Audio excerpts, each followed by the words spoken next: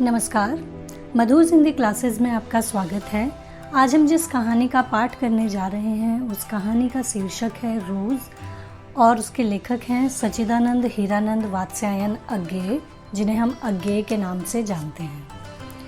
कहानी कुछ इस प्रकार है। दोपहर में उस सूने आंगन में पैर रखते हुए मुझे ऐसा जान पड़ा मानो उस पर किसी शाप की छाया मंडरा रही हो। उसके वातावरण में कुछ ऐसा अकथ्य, अस्पृश्य किंतु फिर भी बोझ और प्रकंपमय और घना सा फैल रहा था। मेरी आहट सुनते ही मालती बाहर निकली। मुझे देखकर, पहचानकर उसकी मुरझाई हुई मुख मुद्रा तनिक से मीठे विस्मय से जागी सी और फिर पूर्ववत हो गई। उसने कहा, आ जाओ, और बिना उत्तर की प्रतीक्षा किए भीतर की ओर चली। मैं भी उसके पीछे हो लिया। भीतर पहुंचकर मैंने पूछा, वे यहाँ नहीं हैं? अभी आए नहीं, दफ्तर में हैं। थोड़ी देर में आ जाएंगे। कोई 1:30-2 बजे आया करते हैं। कब के गए हुए हैं? सवेरे उठते ही चले जाते हैं। मैं हूँ कर पूछने को हुआ, और तुम इतनी देर क्या करती हो?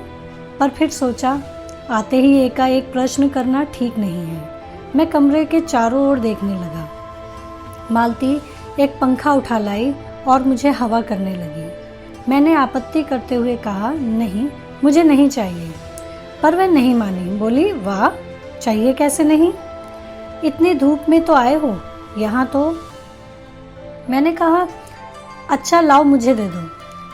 वह शायद ना करने वाली थी, पर तभी दूसरे कमरे से शिशु के रोने की आवाज़ सुनकर उसने चुपचाप पंखा मुझे दे दिया और घुटने पर हाथ टेककर एक थकी हुई हूँ करके उठी और भीतर चली गई। मैं उसके जाते हुए दुबले शरीर को देखकर सोचता रहा, यह क्या है? यह कैसी छाया सी इस घर पर छाई हुई है। मालती मेरे दूर के रिश्ते की बहन है, किंतु उसे सखी कहना ही उचित होगा, क्योंकि हमारा परस्पर संबंध सख्य का ही रहा है। हम बचपन से इकट्ठे खेले हैं, इकट्ठे लड़े और पिटे हैं, और हमारी पढ़ाई भी बहुत सी इकट्ठे ही हुई है। हमारे व्यवहार में सदा सख्य की स्वेच्छा और स्वच्छंदता रही है। वह कभी भ्रातृत्व के या बड़े छोटेपन के बंधनों में नहीं घिरा। मैं आज 4 वर्ष बाद उसे देखने आया हूँ। जब मैंने उसे इससे पूर्व देखा था तब वह लड़की ही थी। अब वह विवाहिता है, एक बच्चे की माँ भी है। इससे कोई परिवर्तन उसमें आया होगा, और यदि आया होगा तो क्या, यह मैंने अभी तक सोचा नहीं था। किंतु अब उसकी पीठ की ओर देखता हुआ मैं सोच रहा था, यह कैसी छाया इस घर पर छाई हुई है, और विशेषतया मालती पर। मालती बच्चे को लेकर लौट आई और फिर मुझसे कुछ दूर नीचे बिछी हुई दरी पर बैठ गई। मैंने अपनी कुर्सी घुमाकर कुछ उसकी ओर उन्मुख होकर पूछा, इसका नाम क्या है? मालती ने बच्चे की ओर देखते हुए उत्तर दिया, नाम तो कोई निश्चित नहीं, वैसे टीटी कहते हैं। मैंने उसे बुलाया, टीटी टीटी आ जा। पर वह अपनी बड़ी बड़ी आंखों से मेरी ओर देखता हुआ अपनी माँ से चिपट गया और रुआंसा सा होकर कहने लगा, मालती ने फिर उसकी ओर एक नज़र देखा और फिर बाहर आंगन की ओर देखने लगी। काफ़ी देर मौन रहा। थोड़ी देर तक तो वह मौन आकस्मिक ही था, जिससे मैं प्रतीक्षा में था कि मालती कुछ पूछे, किंतु उसके बाद एकाएक मुझे ध्यान हुआ मालती ने कोई बात ही नहीं की। यह भी नहीं पूछा कि मैं कैसा हूँ, कैसे आया हूँ। चुप बैठी है। क्या विवाह के 2 वर्ष में ही वह बीते हुए दिन भूल गई, या अब मुझे दूर इस विशेष अंतर पर रखना चाहती है? क्योंकि वह निर्बाध स्वच्छंदता अब तो नहीं हो सकती, पर फिर भी ऐसा मौन जैसे अजनबी से भी नहीं होना चाहिए। मैंने कुछ खिन्न सा होकर दूसरी ओर देखते हुए कहा, जान पड़ता है तुम्हें मेरे आने से विशेष प्रसन्नता नहीं हुई। उसने एकाएक चौंक कर कहा, हूँ? यह हूँ प्रश्न सूचक था, किंतु इसलिए नहीं कि मालती ने मेरी बात नहीं सुनी, केवल विस्मय के कारण। इसलिए मैंने अपनी बात दोहराई नहीं, चुप बैठा रहा। मालती कुछ बोली ही नहीं। तब थोड़ी देर बाद मैंने उसकी ओर देखा। वह एकटक मेरी ओर देख रही थी, किंतु मेरे उधर उन्मुख होते ही उसने आंखें नीची कर ली।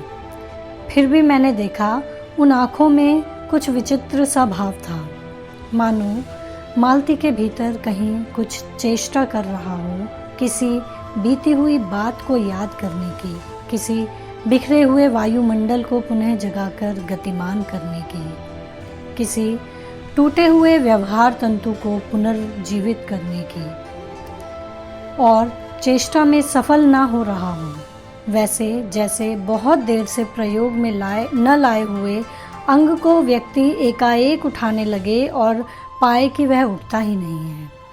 चिर विस्मृति में मानो मर गया है। उतने क्षीण बल से वह उठ नहीं सकता। मुझे ऐसा जान पड़ा मानो किसी जीवित प्राणी के गले में किसी मृत जंतु का तोक डाल दिया गया हो। वह उसे उतारकर फेंकना चाहे पर उतार न पाए। तभी किसी ने किवाड़ खटखटाए। मैंने मालती की ओर देखा और वह हिली नहीं। जब किवाड़ दूसरी बार खटखटाए गए तब वह शिशु को अलग कर उठी और किवाड़ खोलने गई। वे यानी मालती के पति आए थे। मैंने उन्हें पहली बार देखा था, यद्यपि फोटो से उन्हें पहचानता था। परिचय हुआ। मालती खाना तैयार करने आंगन में चली गई और हम दोनों भीतर बैठकर बातचीत करने लगे। उनके नौकरी के बारे में, उनके जीवन के बारे में, उस स्थान के बारे में और ऐसे अन्य विषयों के बारे में जो पहले परिचय पर उठा करते हैं, एक तरह का स्वरक्षात्मक कवच बनकर। मालती के पति का नाम है महेश्वर। वह एक पहाड़ी गांव में सरकारी डिस्पेंसरी में डॉक्टर है। उसी हैसियत से इन क्वार्टरों में रहते हैं। प्रातःकाल 7 बजे डिस्पेंसरी चले जाते हैं और 1:30 या 2 बजे लौटते हैं। उसके बाद दोपहर भर छुट्टी रहती है। केवल शाम को 1-2 घंटे फिर चक्कर लगाने के लिए जाते हैं, डिस्पेंसरी के साथ के छोटे से अस्पताल में पड़े हुए रोगियों को देखने और अन्य ज़रूरी हिदायतें करने। उनका जीवन भी बिल्कुल एक निर्दिष्ट ढर्रे पर चलता है।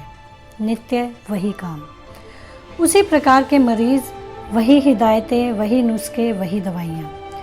वह स्वयं उकताए हुए हैं और इसलिए और साथ ही इस भयंकर गर्मी के कारण वह अपने फुर्सत के समय में भी सुस्त ही रहते हैं। मालती हम दोनों के लिए खाना ले आई। मैंने पूछा, तुम नहीं खाओगी या खा चुकी? महेश्वर बोले कुछ हंसकर, यह पीछे खाया करती है।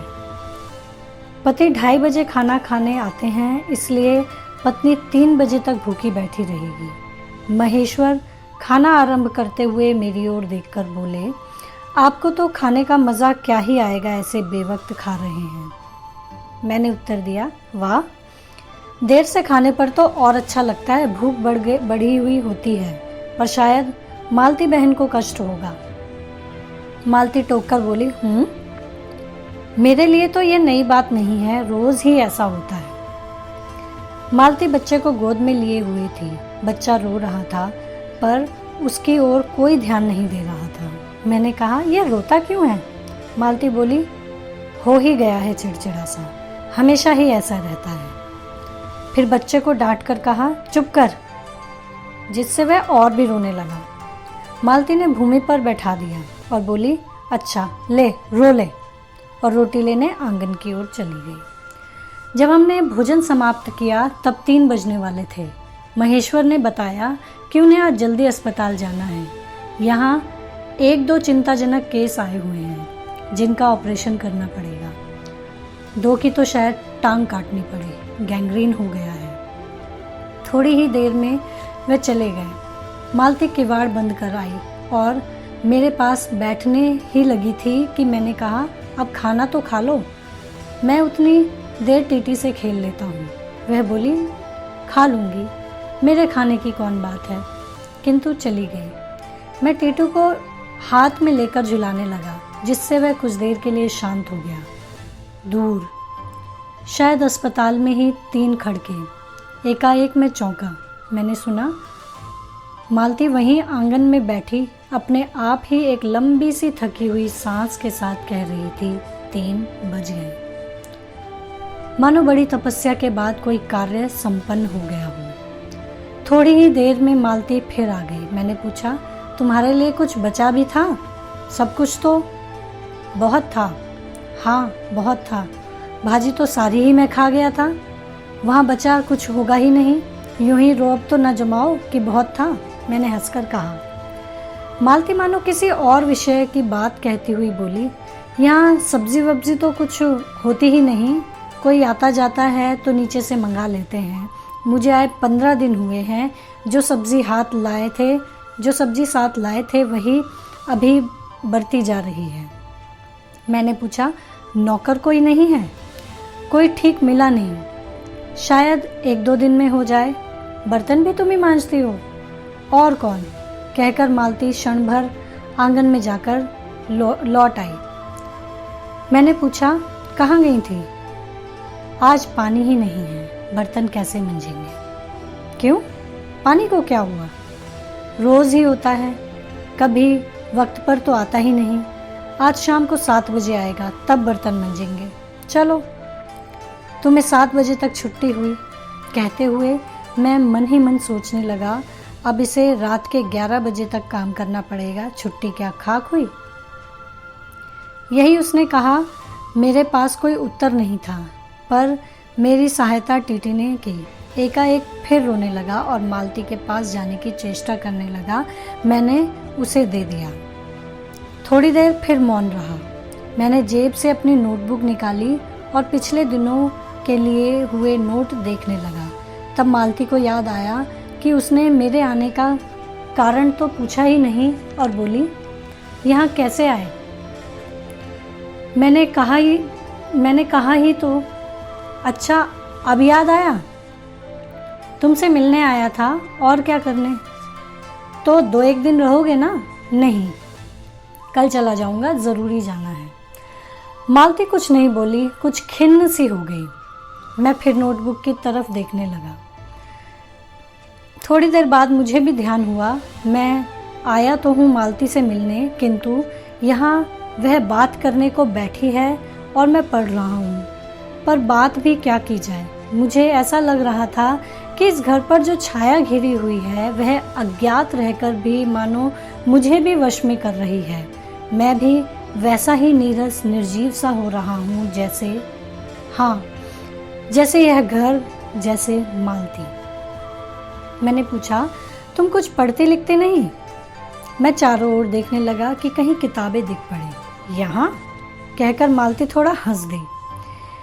वह हंसी कह रही थी, यहाँ पढ़ने को है क्या? मैंने कहा, अच्छा, मैं वापस जाकर ज़रूर कुछ पुस्तकें भेजूंगा। और वार्तालाप फिर समाप्त हो गया। थोड़ी देर बाद मालती ने फिर पूछा, आए कैसे हो? लॉरी में? पैदल? इतनी दूर? बड़ी हिम्मत की। आखिर तुमसे मिलने आया हूँ। ऐसे ही आए हो? नहीं, कुली पीछे आ रहा है सामान लेकर। मैंने सोचा बिस्तरा ले ही चलूं। अच्छा किया, यहाँ तो बस। कहकर मालती चुप रह गई। फिर बोली, तब तुम थक गए होंगे, लेट जाओ। नहीं, बिल्कुल नहीं थका। रहने भी दो, थके नहीं, भला थके हैं। और तुम क्या करोगी? मैं बर्तन मांज कर रखूँगी, पानी आएगा तो धुल जाएंगे। मैंने कहा, वाह, क्योंकि और कोई बात मुझे सूझी नहीं। थोड़ी देर में मालती उठी और चली गई, टीटी को साथ लेकर। तब मैं भी लेट गया और छत की ओर देखने लगा। मेरे विचारों के साथ आंगन से आती हुई बर्तनों के घिसने की खनखन ध्वनि मिलकर एक विचित्र स्वर उत्पन्न करने लगी, जिसके कारण मेरे अंग अंग धीरे धीरे ढीले पड़ने लगे। मैं ऊँघने लगा। एकाएक वह एक स्वर टूट गया, मौन हो गया। इससे मेरी तंद्रा भी टूटी।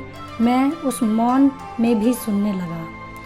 4 खड़ग रहे हैं और इसी का पहला घंटा सुनकर मालती रुक गई थी।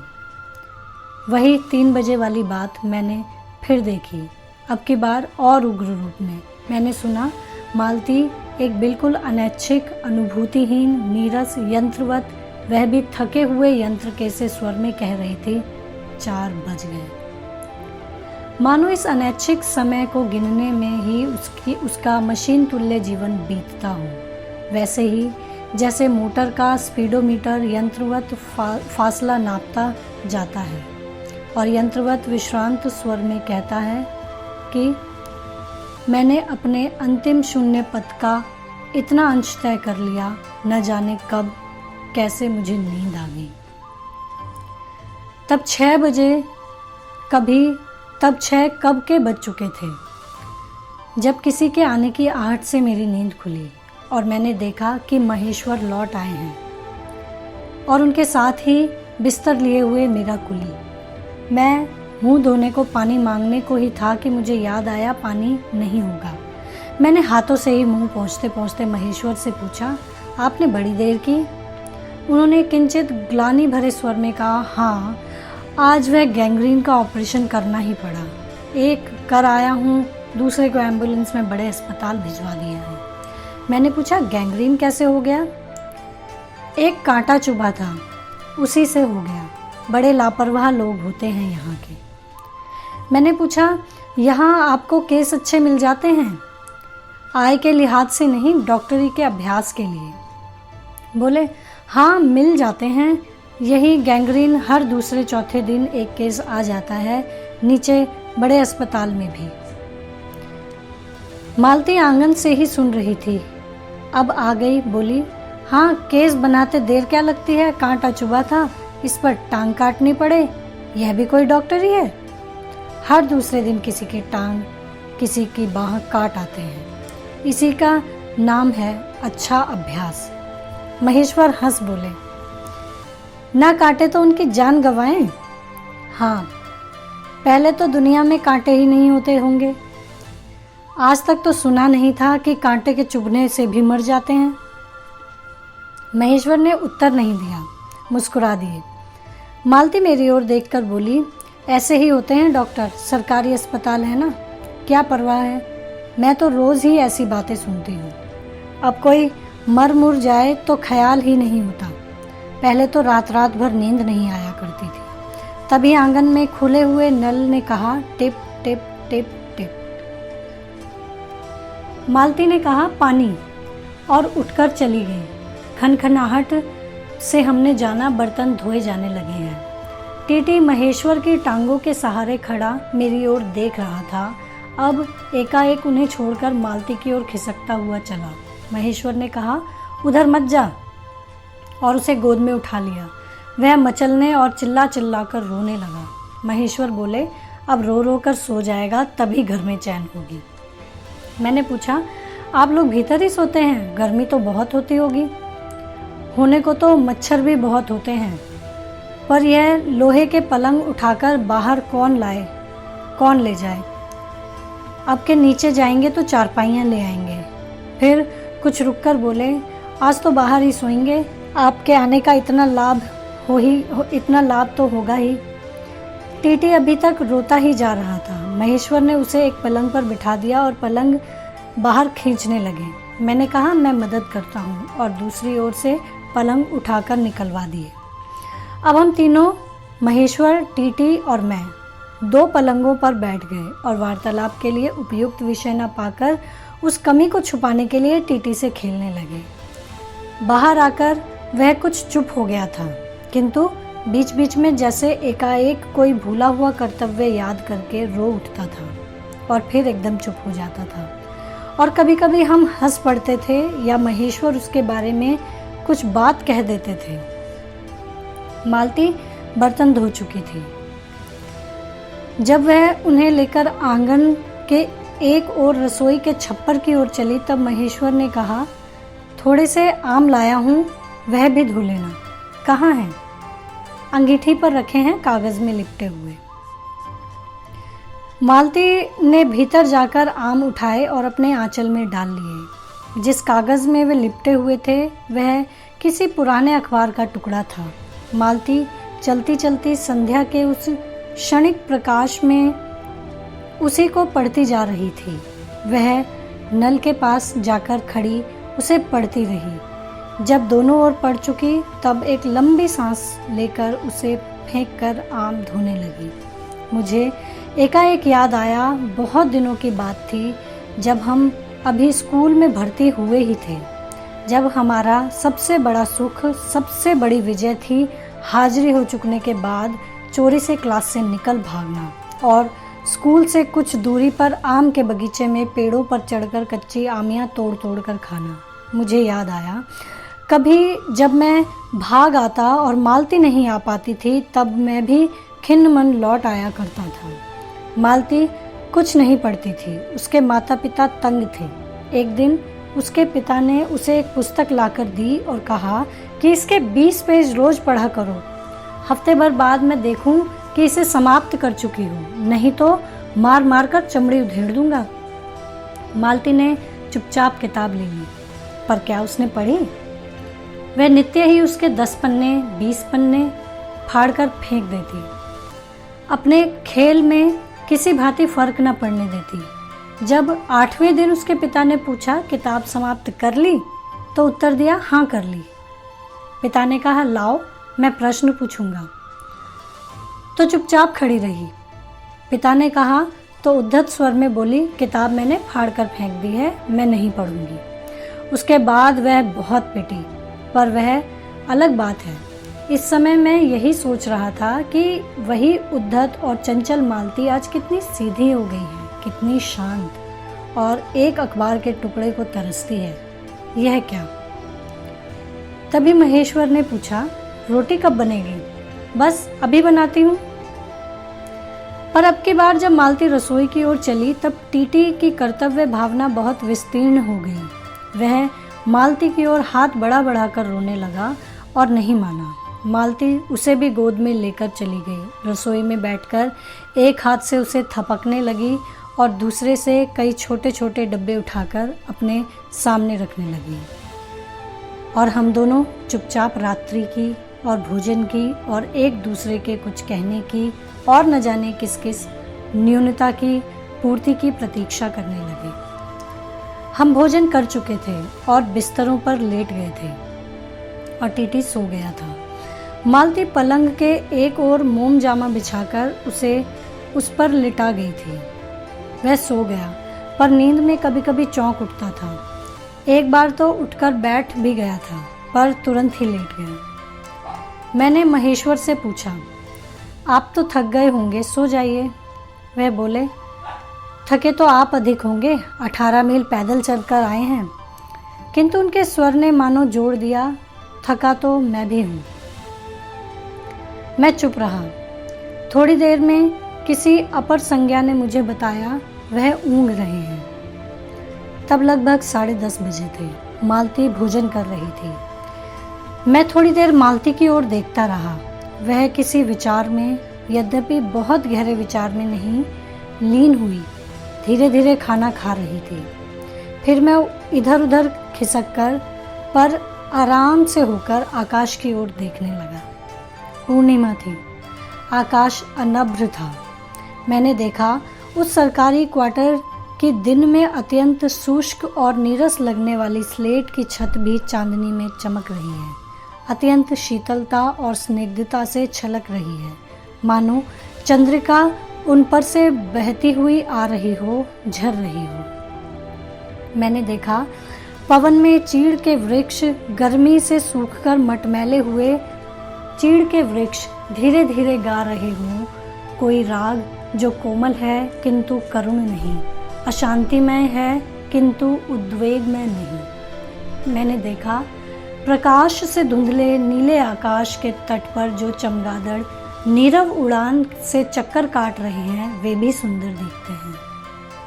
मैंने देखा दिन भर की तपन, अशांति, थकान, दाह पहाड़ों में से भाप से उठकर वातावरण में खोए जा रहे हैं, जैसे ग्रहण करने के लिए पर्वत शिशुओं ने अपनी चीड़ वृक्ष रूपी भुजाएं आकाश की ओर बढ़ा रखी हैं। पर यह सब मैंने देखा अकेले। मैंने, महेश्वर ऊँघ रहे थे और मालती उस समय भोजन से निवृत्त होकर दही जमाने के लिए मिट्टी का बर्तन गर्म पानी से धो रही थी और कह रही थी, अभी छुट्टी हुई जाती है और मेरे कहने पर ही कि 11 बजने वाले हैं। धीरे से सिर हिलाकर जता रही है कि रोज़ ही इतने बज जाते हैं। मालती ने वह सब कुछ नहीं देखा। मालती का जीवन अपनी रोज़ की नियत गति से बहा जा रहा था और एक चंद्रमा की चंद्रिका के लिए, एक संसार के लिए रुकने को तैयार नहीं था। चांदनी में शिशु कैसा लगता है, इस अलस जिज्ञासा से मैंने टीटी की ओर देखा और वह एकाएक मानो किसी शैशवोचित वामता से उठा और खिसककर पलंग से नीचे गिर पड़ा और चिल्ला चिल्ला कर रोने लगा। महेश्वर ने चौंक कर कहा, क्या हुआ? मैं झपटकर उसे उठाने दौड़ा। मालती रसोई से बाहर निकल आई। मैंने उसे खट शब्द को याद करके धीरे से करुणा भरे स्वर में कहा, चोट बहुत लग गई होगी बेचारे को। यह सब मानो एक ही क्षण में एक ही क्रिया की गति में हो गया। मालती ने रोते हुए शिशु को मुझसे लेने के लिए हाथ बढ़ाते हुए कहा, इसको चोटें लगती ही रहती हैं, रोज ही गिर पड़ता है।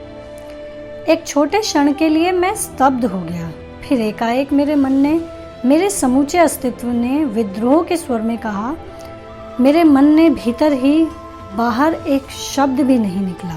माँ, युवती माँ, यह तुम्हारे हृदय को क्या हो गया है जो तुम अपने एकमात्र बच्चे के गिरने पर ऐसी बात कह रही हो, और यह अभी जब तुम्हारा सारा जीवन तुम्हारे आगे है। और तब एकाएक मैंने जाना कि यह भावना मिथ्या नहीं है। मैंने देखा कि सचमुच उस कुटुंब में कोई गहरी भयंकर छाया घर कर गई है। उनके जीवन के इस पहले ही यौवन में घुन की तरह लग गई है। उसका इतना अभिन्न अंग हो गई है कि वे उसे पहचानते ही नहीं, उसी की परिधि में घिरे हुए चले जा रहे हैं। इतना ही नहीं, मैंने उस छाया को देख भी लिया। इतनी देर में पूर्ववत शांति हो गई थी। महेश्वर फिर लेटकर ऊँघ रहे थे। टीटी मालती के लेटे हुए शरीर से चिपटकर चुप हो गया था। यद्यपि कभी एकाध सिसकी उसके छोटे से शरीर को हिला देती थी, मैं भी अनुभव करने लगा था कि बिस्तर अच्छा सा लग रहा है। मालती चुपचाप ऊपर आकाश में देख रही थी, किंतु क्या चंद्रिका को या तारों को? तभी 11 का घंटा बजा। मैंने अपनी भारी हो रही पलकें उठाकर अकस्मात किसी अस्पष्ट प्रतीक्षा से मालती की ओर देखा। 11 के पहले घंटे की खड़कन के साथ ही मालती की छाती एकाएक फफोले की भांति उठी और धीरे धीरे बैठने लगी, और घंटा ध्वनि के कंपन के साथ ही मूक हो जाने वाली आवाज़ में उसने कहा, 11 बज गए हैं। कहानी समाप्त। इस कहानी का शीर्षक रोज़ है, लेकिन इस कहानी को रोज़ गैंग्रीन के नाम से भी जाना जाता है।